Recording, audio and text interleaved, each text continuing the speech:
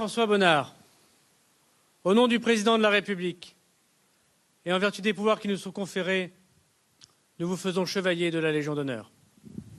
La remise à titre posthume de la Légion d'honneur. C'était le moment fort de l'hommage rendu aux mécaniciens d'hélicoptères tués lors d'une opération de secours en montagne.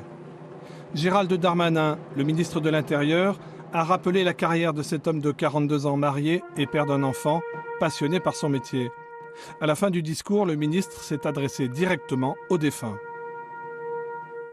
Une ultime distinction vous revient, celle du drapeau tricolore qui enveloppe aujourd'hui votre cercueil.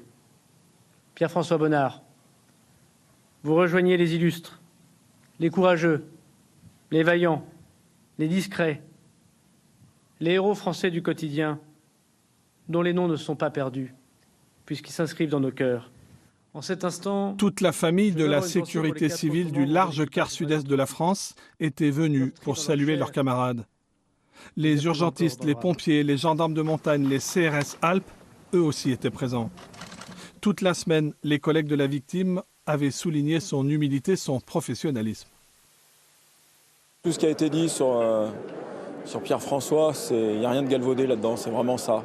Et c'est extrêmement frustrant, perdre un camarade, mais aussi se dire que tous nos efforts ne seront jamais suffisants pour maîtriser ce risque à 100%.